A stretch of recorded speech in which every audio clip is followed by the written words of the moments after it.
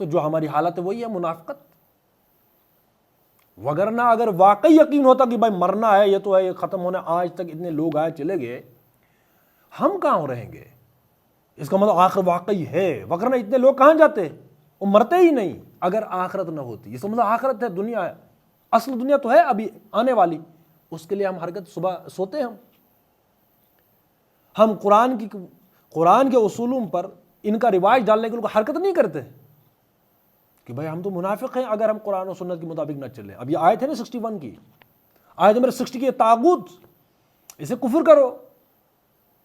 اگر یقین ہوتا، وہی غالب نے وہی کہا نا کہ اگر ہم یقین ہوتا تو یقین کے اس سے جو ہے ہم مر جاتے. تیرے وعدے پر جے ہم تو یہ جان جھوٹ جانا کہ خوشی سے مر نہ جاتے. اگر اعتبار ہوتا، اس اعتبار کے یقین ہی پر ہماری جان نکل جانی تھی، مر جانا تھا. خوشی میں بھی مرتا ہے بندہ، خوشی کے آنسو تو ہم نے سنا ہے نا، لیکن ہمیں پتہ تھا یہ سب وعدے جھوٹ ہیں، فریب ہے، دھوکہ ہے. ہمیں پتہ تھا یہ سب جھوٹ ہے، اس لیے ہم مرے نہیں. یہی مطلب ہے اس کا کہ اگر ہم واقعی یقین ہوتا آخرت ہے، مرنا ہے، اتنے سال چلے گئے پتہ چلا، تو اگر یقین ہوتا تو ہم عمل کرتے نا. یقین نہیں، ہم بیٹھے ہیں کسی دیش میں آگ لگی ہوئی ہے. تو یہ ہے منافقت.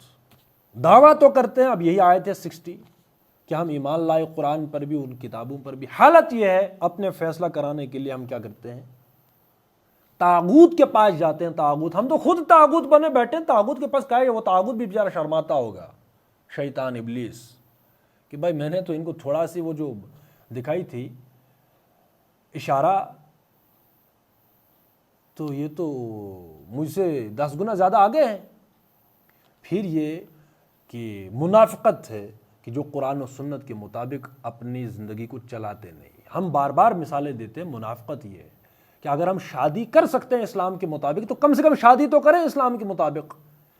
عورتوں کو وراثت میں شامل تو کریں. رواج تو رواج ہی نہیں ہے. اب جو رواج نہیں ہوتا تو اکا دکا سے کیا ہوتا ہے پھر، وہ کہ ہاں اس نے بھی دیا تھا، ہم ڈھونڈتے ہیں پھر او فلاں اس نے دیا تھا. حالانکہ مسلمانوں کی بستی میں اکا دکا مثال ڈھونڈتے ہیں. رواج میں جو چیز چلتی ہے وہ اور بھی لوگ اس لپیٹ میں آ جاتے ہیں. رواج ہوتا ہے نا، اس کا کوئی اثر ہوتا ہے.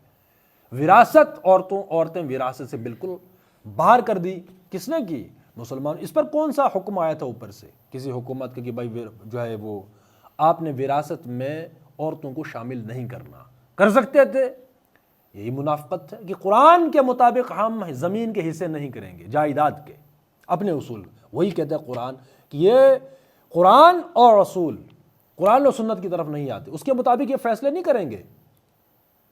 مہر ہے، مہر بھی ہم ہڑپ کر جاتے ہیں. سروے کر لیجئے کس عورت کو اختیار ہے کہ جو مہر ہے وہ اڑا لے، اس کا ہے. بلکہ سانپ بنے بیٹھتے ہیں. ہم نے مہر دیا ہے 6 لاکھ 10 لاکھ، ایسے لگتا ہے جانوروں کی بولی لگ گئی. جب دینے کی باری آتی ہے وہاں پھر جو ہے وہ دال آٹے کا وہ بھاؤ معلوم ہوتا ہے. اور 6 لاکھ 10 لاکھ بہت ہوتا ہے بھائی، چاہے کسی پر کتنا ہی پیسہ ہو. جب دینے کی باری آتی ہے وہاں پھر جو ہے اور ہی مسائل چلتے ہیں. اور اس بیچاری کو اختیار ہی نہیں ہے کہ وہ اس کا استعمال کرے. یہ مہر ہے.